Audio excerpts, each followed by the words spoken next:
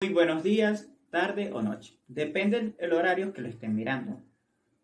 Sean todos y todas bienvenidos a la exposición del día de hoy, que corresponde al tema número 20, el cual es Derechos Reales Pretorianos. Mi grupo está conformado por López Manuel, Guillermo Maldonado, Ramírez Scarli, Cárdenas Estel, Vilori Isabel y mi persona, Peraza Abraham. Les estaré hablando sobre un poco de qué es el derecho real pretoriano, los elementos, sus características. El derecho real es la relación directa entre una persona y una cosa, de la cual aquella obtiene la utilidad jurídica que esa cosa puede proporcionar. Los elementos del derecho real que son el sujeto activo y el objeto. Sus características. 1. Crea relación directa entre el titular y la cosa. Segundo, son absolutos. Se ejercen contra todos sin referencia a nadie en particular. Tercero, solo pueden tener por objeto una cosa. En Roma los derechos reales se subdividen de la siguiente manera, el cual son derechos civiles, que son propiedad quintaria, servidumbres personales y servidumbres prediales. Los derechos pretorianos, que son propiedad bonitaria, jus in agro verticali, derecho de enfiteusis, derecho de superficie y la hipoteca. Ahora bien, ¿qué es la propiedad bonitaria? Es un derecho real, reconocido y sancionado por el derecho pretoriano, en oposición a la propiedad quiritaria, que reconocía y sancionaba el derecho civil. El propietario bonitario era el que tenía la posesión y todos los atributos de la propiedad. Jus in agro verticali es un derecho real por el pretor a quien tuviera una concesión de tierras pertenecientes al municipio por un tiempo indefinido mediante un pago llamado verticario. Derecho de enfiteusis es un derecho real de carácter predial constituido sobre un fondo ajeno para usar, gozar y disponer de él en amplia, pero sin ser propietario. Derecho de superficie. Este es un derecho real pretoriano que tiene su origen en la sección como modo de adquisición de la propiedad, específicamente la edificación. Es una especie de arrendamiento de terrenos no edificados que se entregan al superficiario para que éste construya y se beneficie con el uso y goce del edificio. La hipoteca. La hipoteca. Este es un derecho real pretoriano, accesorio, que supone una deuda cuyo pago asegura al deudor y afecta un bien inmueble de su propiedad para garantizar la obligación principal, sin desprenderse de la propiedad, ni de la posesión, ni de la cosa grabada. Los derechos reales pretorianos tienen su origen en la protección que el pretor daba a ciertas relaciones. Cabe resaltar que los derechos reales pretorianos se dividen en principales y no principales. Los principales son el jus in agro verticales, derecho de enfiteusis y derecho de superficie. Los mismos son derechos reales pretorianos principales porque subsisten por sí mismos. Y los no principales son la hipoteca y la propiedad bonitaria. Muchas gracias. Enfiteusis. ¿Qué podemos resaltar sobre la enfiteusis? La enfiteusis es un derecho real que proviene desde la antigua Roma. En el derecho justiniano, la enfiteusis es un derecho enajenable y transmitible para los herederos que tenían el derecho de gozar muy ampliamente de un fondo ajeno, con las obligaciones que tenían que dar el aporte para que este fondo no esté nunca en malas condiciones, y aparte de eso tenían que pagar un canon anualmente al propietario. Esto podían hacerlo monetariamente o lo podían dar como pago en especies, bienes y servicios. El origen de la palabra enfiteusis viene del griego. Esto quiere decir Enfiteusis quiere decir cultivo no plantado o inculto. La enfiteusis surgió más que todo en la época de Constantino, por la cantidad de campos y la insuficiencia de cultivos que había en la zona. Esto beneficiaba a ambas personas, los propietarios de campos y los granjeros y gente de campo.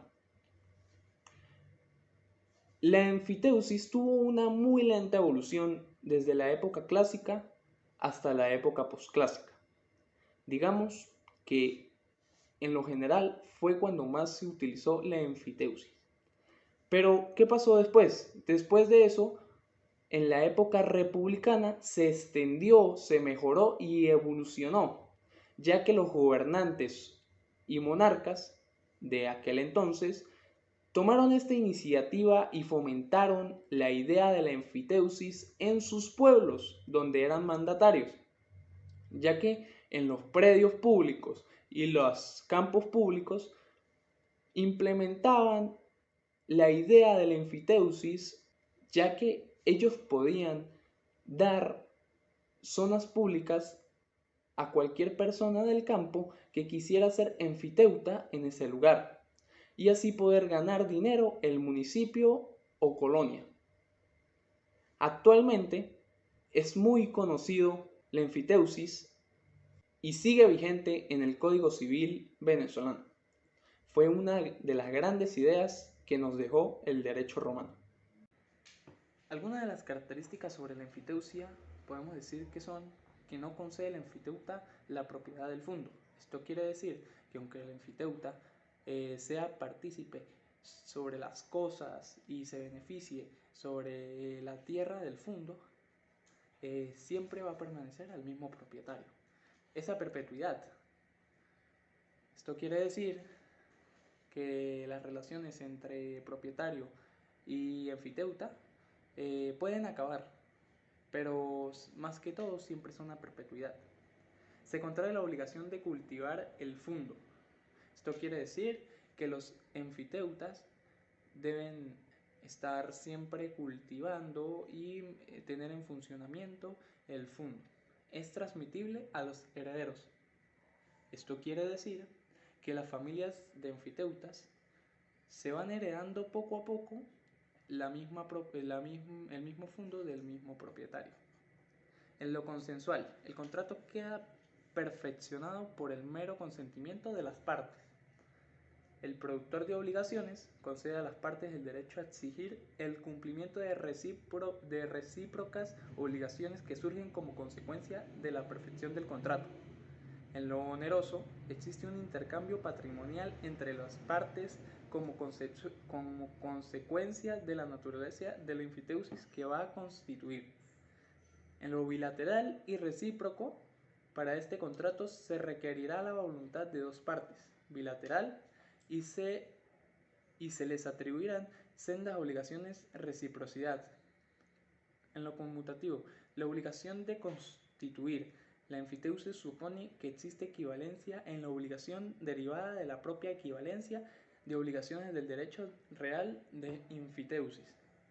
Como pudieron escuchar, esas son algunas de las características que podemos encontrar en la enfiteusis. Buenas, yo les voy a hablar sobre la constitución de la enfiteusis.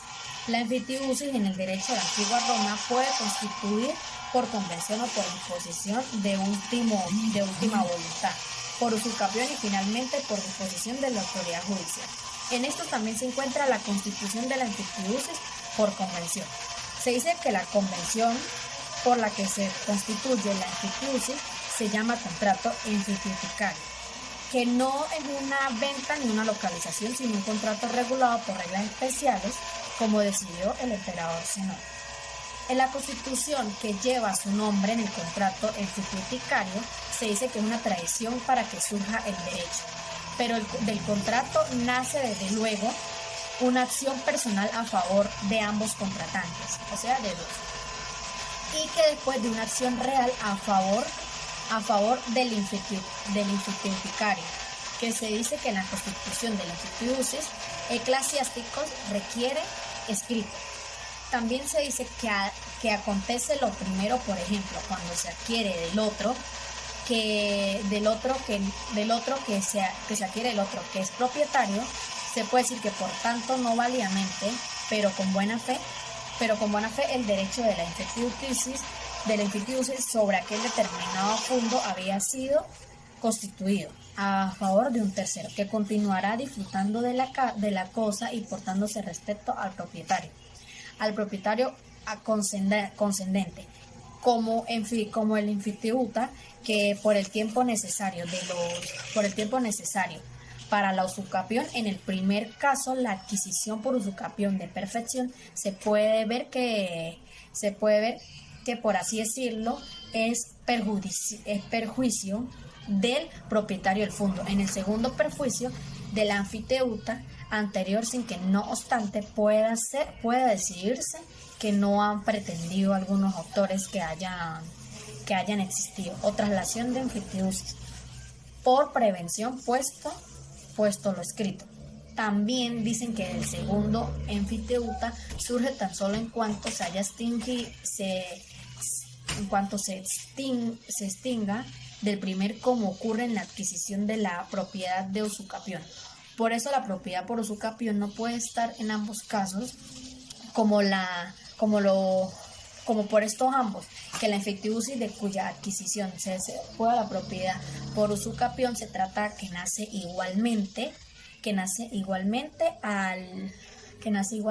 a una relación jurídica, que igual, aunque en el segundo caso no suele acontecer por razones fácilmente comprensibles, que son la nueva relación jurídica en el derecho, que infitiusis se adquiere sea igual al procedente.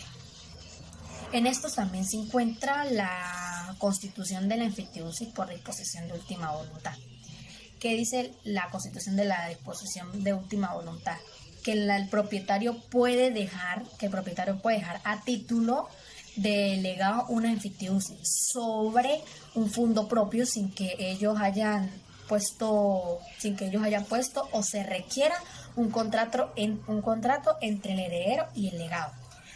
También se me olvidó que en la constitución de la infitiusis por convención también dice que puede adquirirse por usucapión en la infitiusis, que en la usucapión la infitiusis sea por no existir todavía sobre la cosa que sea adquiriendo por lo referido medio al derecho a la infitiusis, también se puede decir que ya existen sobre la misma a favor de un tercero. También por otro lado se encuentra la constitución de la infitiusis por disposición del juez. ¿Qué significa la constitución infitiusis por disposición del juez? Que la constitución es ciertamente difícil, por no decir así imposible, que el juez se vea obligado a adjudicar a una de las partes del derecho de la infitiusis. En un juicio divisorio puede perfectamente ocurrirse en el caso del que el juez después de que reconocer a la sentencia la existencia de la obligación del demandado, se puede decir que de constituir una infitiusis también puede ejecutar a la misma sentencia y declararla constituida la infitiusis que el demandado en este caso en la infitiusis se constituya por sentencia del juez. En esto que quise decir sobre la constitución de la infitiusis, cada uno tiene un resumen. La constitución de la infitiusis habla sobre el derecho de la antigua Roma.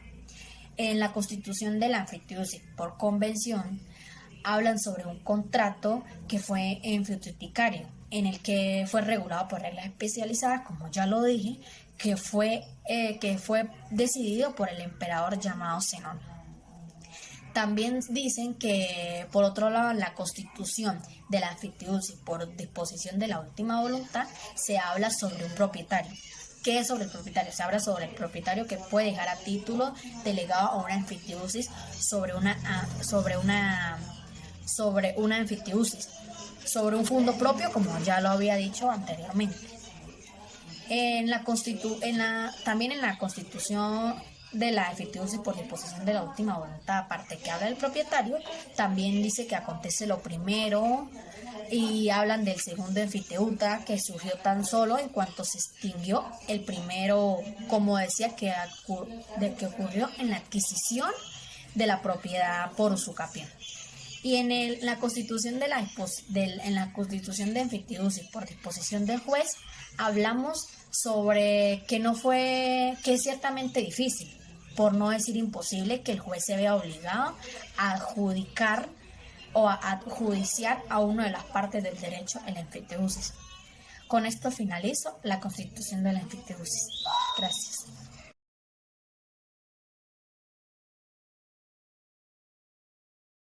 Deberes y obligaciones de la enfiteusis. Primero vamos a hablar de las obligaciones.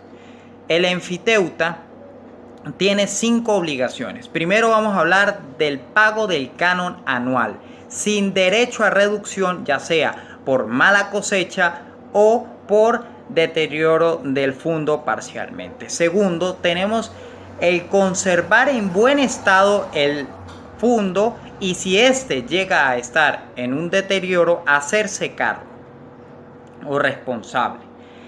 En tercero, tenemos el soportar los cargos y pagar los impuestos para entregárselos al dueño sus justificantes. 4. Notificar al dueño la enajenación de la enfiteusis para que éste, en un plazo de 2 meses, pueda ejercer su derecho a preferencia. Como último, tenemos el pago, si este no se ejerce, del 2% de la venta o una estimación de la enfiteusis si la transmisión es de título gratuito. Como segundo, tenemos los deberes. El enfiteuta tiene el derecho al pleno goce y disfrute del fondo como si fuera de su propiedad. Por eso vamos a hablar de 3 puntos principales también importantes. A. En el caso de sus frutos, se adquieren por separación. B.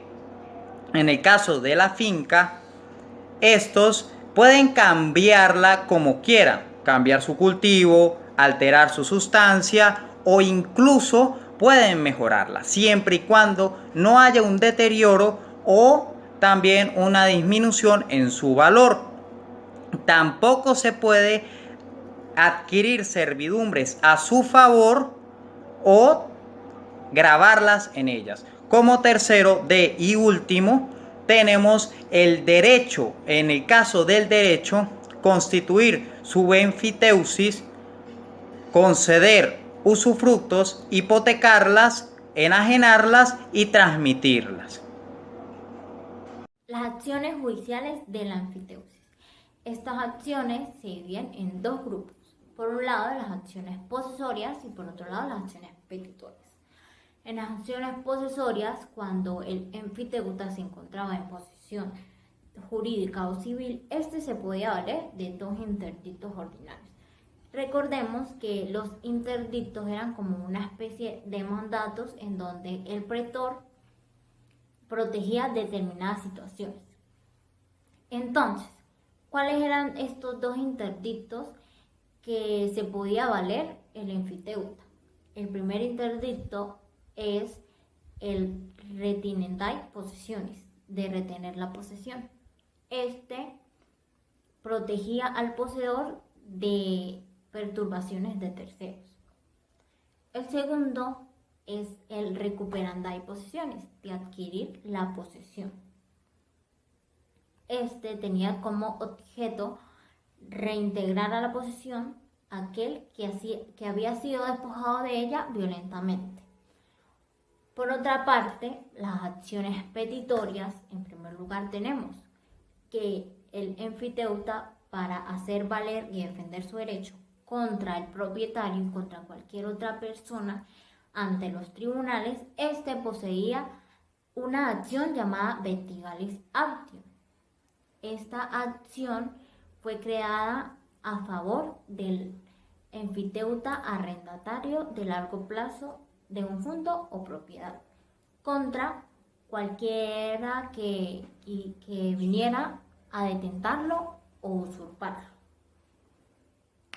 En segundo lugar, tenemos cuando se hallaba a una persona de buena fe en posesión de una finca con el derecho de enfiteusis transferido, el non dominus rei, es decir, el no dueño de la cosa, a este se le concedía la acción publiciana.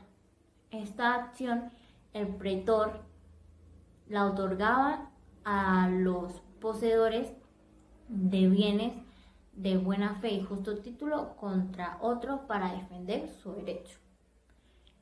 En este mismo contexto, hablándose de previos verticales o enfiteutecarios y otros previos que no pueden ser apropiados sobre la base de usucapium, también se podía intentar la acción publiciana, siempre y cuando la entrega de estos bienes en referencia se haya actuado en buena fe. En tercer lugar, tenemos cuando el propietario quería defender su derecho libre y expedito de la usurpación de la enfiteusis, este debía intentar la acción negatoria. Esta acción le corresponde al propietario o titular de cualquier otro derecho real contra todo tipo de perturbaciones no posesorias que afecten a su derecho. Es decir, que afecten a su derecho, pero al ejercicio de su derecho, pero sin privarle del mismo. Pero como el concepto de usurpación de la enfiteusis era importante en la posesión, también se le reconocía el derecho al propietario de utilizar la actium reivindicatoria. Esta era una medida procesal que tenía el enfiteuta para defender sus derechos. Entonces, las acciones posesorias y las acciones petitorias las adquirían tanto el arrendatario como el poseedor enfiteuta para defender sus derechos en el ámbito jurídico. Superficie. El término superficie proviene del vocablo latín super y facies. En su acepción más amplia lo designa como la parte superior de un objeto o propiamente como la construcción que se eleva sobre el suelo. El derecho de superficie, o también llamado el derecho sobre el suelo ajeno, tiene su origen en la acepción como modo de adquisición de la propiedad, específicamente en la edificación. Entonces, entendemos superficie como el derecho que se le concede a una persona sobre las obras construidas en terrenos ajenos, obligándose a pagar un canon anual llamado solario. De esta manera, la superficie es como una especie de arrendamiento de terrenos no edificados que se le otorgan al superficiario para que él construya y se beneficie del gozo y uso de estos edificios. Evolución histórica. Primero tenemos que buscar el origen de esto, y es la concepción del Estado con determinados ciudadanos para la edificación o el permiso para construir en suelos públicos. Esto y también el desenvolvimiento de la ciudad romana en la finalidad de la República trajo consigo una oleada de demanda para habitaciones, y muy probablemente los dueños de estos sitios públicos, que es decir, el Estado, los colegios sagrados e incluso los ciudadanos ricos, permitieran mediante un pago, un salarium a los especuladores, la construcción de casas determinadas o llamadas insulae. Estas casas también las arrendaban para particulares. Número 2, tenemos los modos de adquirir un derecho de superficie en la antigua Roma. Los modos para adquirir los derechos de superficie son muchos y son variados. Para adquirir los métodos, primero se tiene que obtener una concepción para edificar o para construir mediante un contrato o una paga en la cual tiene límites de construcción y sin suelo. Finalmente, por una conducción a largo plazo o perpetua, esta de un edificio o una parte de él. Pero aún así, en estas dos opciones no se puede obtener la adquirente y el concesionario la propiedad del edificio, ya que se dice que el edificio no puede estar separado del terreno.